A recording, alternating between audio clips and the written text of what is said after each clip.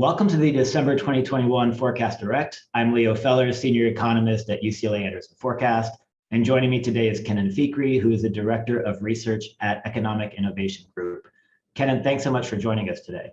Thanks for having me, Leo. So Kenan, I'd like to talk with you today about two topics that you work on.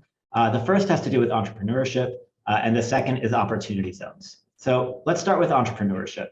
What have we seen happen to entrepreneurship during this pandemic? Yeah, it's been really interesting. So in the first 2 months of the pandemic, we saw entrepreneurship kind of fall off a cliff, right? As you'd expect, where people adopt a more conservative stance and get more risk averse.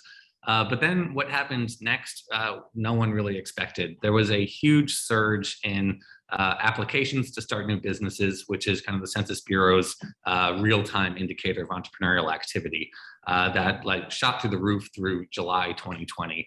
And then they subsided a little bit from there, but stabilized at historically high levels, such that now, so just looking at some numbers, in 2019, there were 3.5 million applications for these employer identification numbers, which is what the measure they use to gauge interest in starting new businesses. By 2020, that number had shot up to 4.4 million. And come 2021, we're on course to reach more than 5 million of these. So a lot of them are going to be solo entrepreneurs or Etsy sellers or anyone who needs an EIN number for any reason. But to kind of weed out some of that noise, the Census Bureau also looks at the ones that are most likely to become employers based on characteristics of the application. And those have exhibited a similar pattern. So far in 2021, we've seen more than 1.6 million of those likely employer new business applications, which is 40% more than this time in 2019. So what's really exciting for those of us who watch this data closely and care about entrepreneurship is the longevity of the boom. You can kind of explain that early pandemic spike with things like, maybe people are formalizing businesses to get PPP money, or there's pandemic noise that can explain away a lot of that early stuff. But the fact that it's still going on now, so deep into whatever state we're in, makes it seem, quite meaningful and real. So has this happened before? Coming out of the Great Recession, did we get something like this? We got nothing like this. The Great Recession kind of precipitated almost a lost decade in American entrepreneurship, where startup rates fell by about 20% with the Great Recession, and then didn't budge from there really all through the eve of the pandemic recession. Yeah, the Great Recession was totally different. So it was a different experience too. Yeah, go ahead. Right. So how come? Why is this time different? Yeah. So, the pandemic was a shock from outside the economy, which I think does make a difference. So the Great Recession was a more traditional financial crisis. Credit was curtailed, significantly. Asset prices fell, and wealth was just written off and evaporated from the U.S. economy. And what we've seen in the pandemic has been just the opposite. Massive amounts of credit and stimulus were pushed through the system. Asset values, from homes to stocks and all, have been, on a kind of on a bonanza. And the pandemic era supports for households meant that income losses were pretty subdued. So I'd say that these pandemic era supports at both the household level and the economy-wide level kind of produced a situation where we kind of de-risked entrepreneurship economy-wide. People were able to take kind of entrepreneurial decisions, knowing that they would have their home value to fall back on, or their retirement portfolio was doing great, and they thought, maybe why not?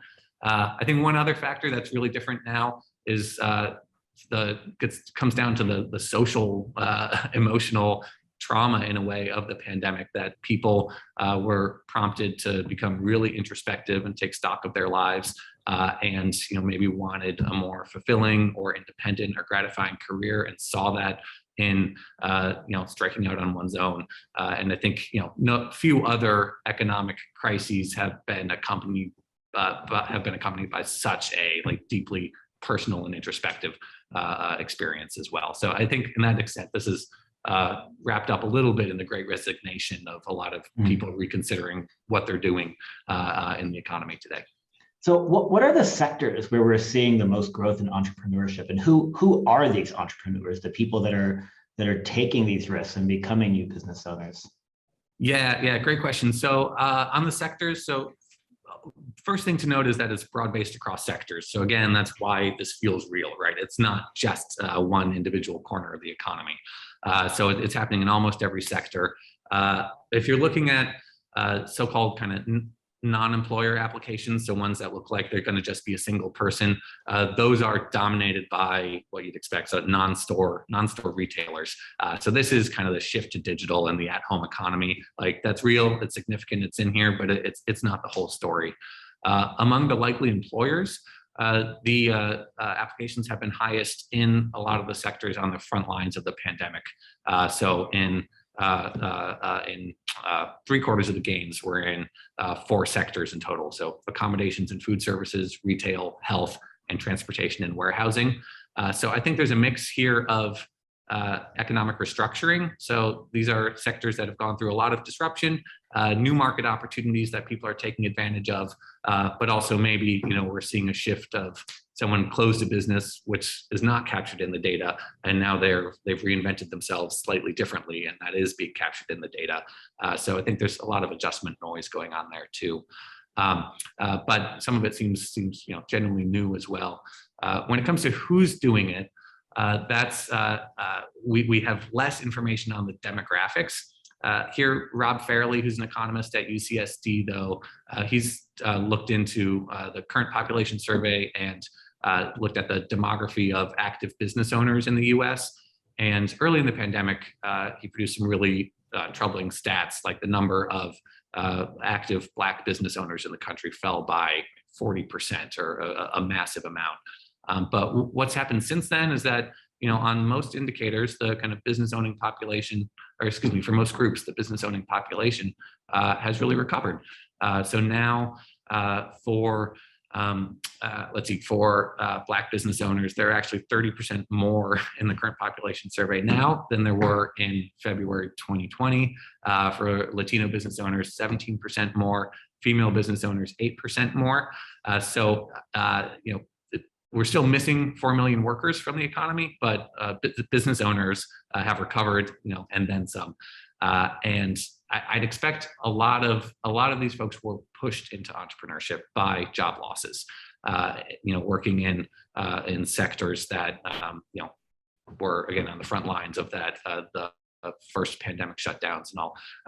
But it's telling, and I think good, that they were able to find entrepreneurial opportunities instead of having to wait for jobs to come back, what have you. But the Kauffman Foundation is a group that looks into, tries to gauge, so who's becoming an entrepreneur out of necessity and who's doing it out of real economic opportunity. And the necessity share has jumped in what they look at since the pandemic. But that's, still I think good that the option is there for people. So why should we care about entrepreneurship, right? To your point, some of this might be out of necessity. So the data might look like it's really good that the entrepreneurship is surging during the pandemic. We might celebrate this, but at the same time, we have data that quit rates are higher among smaller firms than in larger firms. That large firms, for example, like Amazon, tend to pay higher wages, provide more benefits than small mom and pop shops. That large firms sometimes can lead the way in the labor market and push up wages, not just for their workers, but for workers more broadly in the labor market. So, why this focus on entrepreneurship and this interest in entrepreneurship versus an interest in job creation more generally, regardless whether it's at small or large firms? Yeah, great questions. And so here, I think, I like to break kind of the entrepreneurship into kind of 3 different groups. So you have kind of the self-employed, you have the mom and pops, and then you have kind of the more disruptive growth firms. And each one kind of plays a different economic role or function. I think self-employment is a great option for some people to have, and for them, for personal reasons, it might be very important. Mom and pops, they're vital to the health and vibrancy of our communities. I think a lot of people had a renewed appreciation for the role of the local storefront in making them enjoy kind of the lived experience in the U.S. economy today. And even at the small scale, entrepreneurship it's a big cornerstone of household wealth in the country today. Here, the SBA this year was looking into kind of the share of non-financial wealth that business equity represents, and it's about 1/3 of every dollar for white families. That's non-financial wealth comes from business ownership stakes. It's much less for Black and Hispanic families. So to that extent, kind of the chance and privilege of owning a business reflects the broader inequalities that afflict American society today. But it can be an engine of upward mobility and kind of intergenerational wealth building that's important. But at heart, I'm a classic kind of Schumpeterian economist, and I firmly believe in the role of kind of the entrepreneur as an essential catalyst for economic change. Helping us keep markets competitive, keep innovations coming into the market, and even kind of pioneering new modes of work and new modes of giving people opportunity in the economy. So like over the 2000s and up through the Great Recession and then the 2010s, it was actually these high growth young firms that were disappearing even faster than mom and pops. I think that was under the surface of the big story of the day that was distracting everyone really is the rise of tech. But these high growth young firms really play critical economic functions in also driving net job creation in the economy, and they haven't been they've been kind of on the decline for a couple decades now. So if somewhere in the data that we're looking at, coming out of the pandemic recession, if we're also getting a bit of a reset on that front and more of these companies do become kind of high growth firms, I think that's only going to benefit American job creation long term, because at the end of the day, incumbent existing firms often on net don't create the net job growth that the country needs. For every job that Amazon makes, there may be a loss in other firms in other corners of the economy. But that delta year in and year out of where are we getting job growth from is really carried by these high growth young firms that we're missing from the Great Recession recovery, and I think we felt that. So hopefully in this data, it's too soon to tell, but we're seeing some restirrings of that activity as well. So what makes it easier for people to start up new firms, right? What are the barriers that prevent people from starting these firms? Yeah, I think what's making it easier right now has to be the advance of technology and platforms, and that's a big difference from the Great Recession too, right? We didn't have Upwork, we didn't even have Uber, I think, at that point, where people can more independently be an entrepreneur in one way or another. Platforms like Etsy, et cetera, just didn't have the scale that they do now. So to that extent, I think platforms have, in a way, enabled entrepreneurship to serve as a bit of an economic safety net after a job loss. Well, at least you can do something and find a willing buyer for your labor, even if your local economy is not doing great. So that's one big difference that I see right now that I think is making it easier. And then in terms of barriers? Yeah, in terms of barriers, so I'd say access to capital remains a big one and might be a constraint in translating some of these maybe temporary entrepreneurs or people who are pushed into entrepreneurship into folks who can grow and scale a business. We saw that female entrepreneurship is up higher than male entrepreneurship. Similarly, kind of Black and Latino entrepreneurship or business owner numbers seem to be doing a little bit better than white business owner numbers.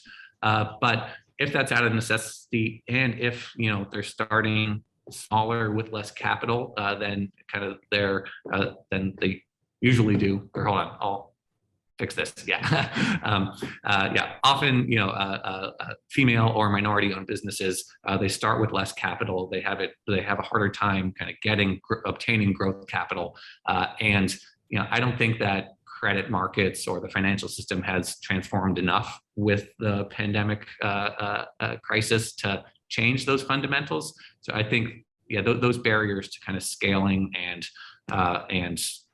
establishing that kind of high growth business is going to remain, and going to mean that a lot of people who have started in the pandemic are going to struggle to really succeed and grow over the long term, especially the necessity entrepreneurs who don't have a lot of money to fall back on.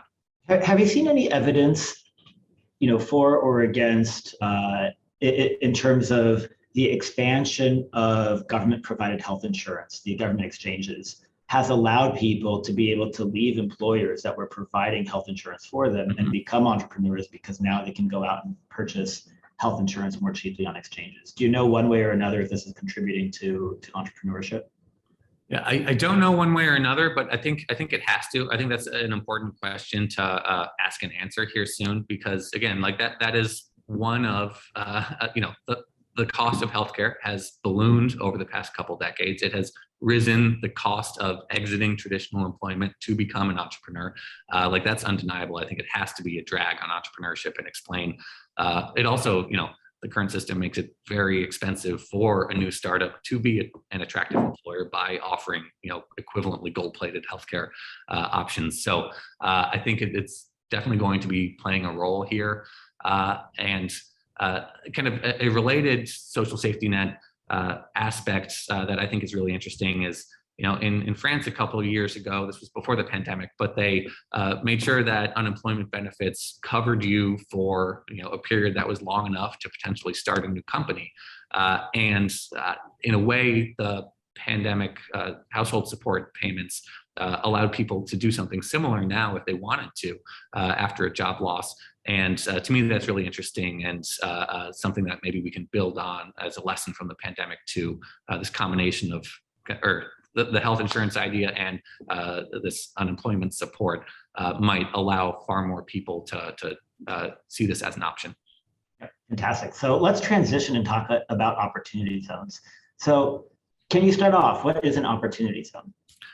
Yeah, that's a good place to start. So an opportunity zone is a low-income census tract that, or a low-income census tract for a federal capital gains investment incentive that governors designated these tracts back in 2018 after Congress passed the Tax Cuts and Jobs Act that the opportunity zones provisions were a part of.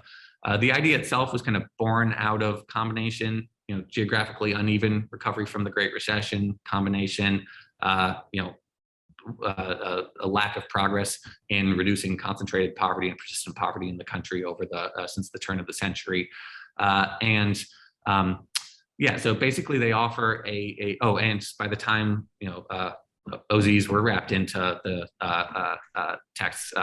2017 Tax Reform Act, they had almost 100 bipartisan co-sponsors. So it was an idea that people thought it was time to try to address this problem with a novel and new approach. So basically, they offer a series of capital gains tax incentives and benefits for long-term equity investments in low-income communities that culminate in the prospect of potentially no capital gains taxes on something that you hold for 10 years or longer, which, if it's a successful investment, can be a significant incentive. So we know what happened when the federal government drew maps of where not to invest. It decimated neighborhoods and families for generations. Opportunity zones kind of tries to turn that on its head and ask, what's possible when the federal government draws a map of where to invest instead. So it's an incentive that kind of tries to bring distressed communities back into the fold of the broader economy by rewarding investors who place their money there instead of the suburbs, overseas, or wherever to do something that's additive or build a company. So it's still early, right? Yes. But what's the initial results that you're seeing so far in terms of the economic impacts that these opportunity zones have generated? Yeah, so it's still very early, and we'll probably get to this in a minute. There's very little data on what's actually happening out there, which is a big problem and kind of a cloud overhanging this whole experiment. But the Government Accountability Office, so GAO here in DC, they released a report on the first year of OZ's existence in 2019 and saw that $29 billion in OZ equity money flowed or took advantage of the incentive. That's likely over 70 billion by now. So 2021, fast forward, 2 more years after the GAO study window closed. So we're talking about significant volumes of money that we know are touching every state, and we know that it's diversified kind of by nature, structure of the incentive, that you can invest in a lot of different things with it. But a lot of it's going into real estate, kind of rental or multifamily, and a lot a lot's moving, but unfortunately, we don't know as much as we need to or would like to about where it's going. However, anecdotally, locally in California, for example, we know it's doing quite a bit to expand the housing supply, and with infill developments in places like Santa Ana or San Jose, California. So these are there are distressed communities, and low-income census tracts in those cities that were eligible, and based on just observations from news clippings and press releases, a significant amount of money is going to things like that locally. Also, investing in there's a nice cluster of affordable housing investments and investments in kind of minority business development and incubators in South Los Angeles. So you get the whole kind of gamut of everything from market rate housing to affordable housing, some investments into structures in San Bernardino to help to build the Department of Behavioral Health, Public Health new facility to get minority business incubators. So it's a whole range of things. So there's already been some criticism, though, even though it's very early to be assessing the impacts of opportunity zones. And that criticism is basically that it doesn't provide enough support for underserved communities relative to the tax breaks that they're generating for what are disproportionately wealthy investors. So what's your take on this criticism? Yeah, I think it's a fair criticism, and it's kind of natural, right? At the end of the day, here it's a investor incentive for low-income communities, and some people look at that and say it does not compute. So I think I understand that, but and broadly, my take is that it's too soon to tell what how it's going to shake out. But the question of that balance in who benefits is going to be critical to assessing whether or not this experiment was beneficial, or how to change it or reform it in the years ahead in order to make it more effective. But the need is large and acute enough that I think a bold experiment here is appropriate. A statistic that I always kind of keep in the back of my head is that 2/3 of the census tracts in metropolitan America that were poor in 1980 are still poor today. So the economy's changed a lot, investment habits have changed a lot of policies have come and gone, and at the end of the day, the dial is not moving for vast swaths of the map, and that's a couple generations already turning over in these communities. And at heart, OZs is a place-based incentive, and I do understand that a lot of people are going to bristle at the idea of using public money to benefit poor people in any way that's not a direct check or an in-kind good or service. But if we know that poverty also has causes that are rooted in geography, it does seem intuitive that we want to experiment with tools that also address geography and these geographic concentrations of poverty. So if you look at past programs, generally the more strings that you attach to these investment incentives, the less they're utilized and the less that they do. So OZs, part of the controversy is that they adopt a completely different approach, almost 180-degree difference, where they say that as long as you're investing the qualifying money in the qualifying places and doing something that is additive, so you're building something new or infill or occupying something that's vacant or building a new company, you're eligible for the incentives. So they take a step back and say, we're not going to mandate that the housing be any more affordable than the community does, because maybe communities need a mix of housing, and the federal government has other tools to support and subsidize the development of only affordable housing. So don't get me wrong, it is financing affordable housing in nonprofit spaces and all sorts of things that directly benefit, but that stuff's not mandated. And I think at the end of the day, it's going to take some rigorous study of how conditions in these communities changed and outcomes for people changed relative to the money that could be potentially large that investors benefited from with OZs. So stay tuned, I guess. So final question on this. Why, you're talking about place-based policies versus direct checks, right? Why not just incentivize people to move to places that have better job opportunities, right? Why give an incentive to invest in a location rather than giving, benefits money to people directly? And the example that I'll give is based on some studies from Brown University about Hurricane Katrina that suggest that the residents of distressed areas in Hurricane Katrina in New Orleans they did better than they would have done by moving to Atlanta or Houston, right? That there were better economic opportunities. They broke the cycle of poverty. And so, if you think about those kinds of data points, right? How do we reconcile policies versus just trying to improve the well-being of those who live in a place by giving them money and potentially helping them move to locations with better economic opportunities? Yeah. So I'm sympathetic to that too, and I think I think that you probably need you need both because so you do need both, but at the end of the day, you're never going to be able to move everyone, right? So the question is, what do you do about the majority of folks who are likely going to be left behind?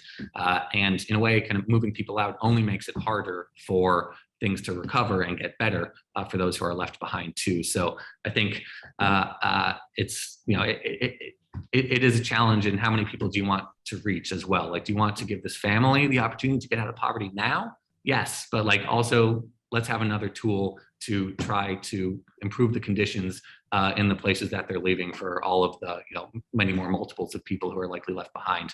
I think politics has also answered this to some extent too. Like unfortunately, the economists can't master plan the economy here, and at the end of the day, dying places are still represented in Congress. And it's a political question as well. Like, what do people want from public policy? And I think a lot of them do want, investment in their communities and a commitment to a place that they love and have chosen to live in. So just, I'm kind of pragmatic in that sense too, that there is acute demand for these types of policies, and that's not going away. So let's learn from them. Let's pilot different models and see what maybe can start moving the dial. There's another data point that I think contributes to this discussion, which is over 50% of Americans adult Americans live within 10 miles of their mothers. And that's because mothers provide a important service, which is often childcare. Yep. As well as the love and affection, right? Yes. Childcare, and when you think about people moving away for better economic opportunities, right? The example with Hurricane Katrina in New Orleans is that you moved entire communities of people together, which is very difficult to do, right? Yeah. And so they were able to retain their social networks and their support networks as they moved to new places. But if you're talking about people moving one-on-one, that means that they are severing these social networks, and it often becomes much more expensive. This is based on a study called Moving to Opportunity. It often becomes much more expensive for a family that has severed social links to be able to get the childcare, get the assistance with healthcare, if one of their children are sick or if a family member gets sick. And so this is why I agree with you that there's this benefit of investing in an entire location, because it simply isn't possible to move entire groups of people together all at once to locations with better economic opportunities. Yeah, that is really interesting about the social networks remaining intact. I think known about the headline finding, but not that really important piece of the puzzle there. Yeah, cool. Yeah, so Kenan, thank you so much. Really insightful conversation. I'm glad you were able to join us, and thanks for taking the time to talk us through two topics, entrepreneurship and opportunity zones. Very happy to, Leo. Yeah, thanks for having me. Happy holidays. Thank you to you as well. Thanks.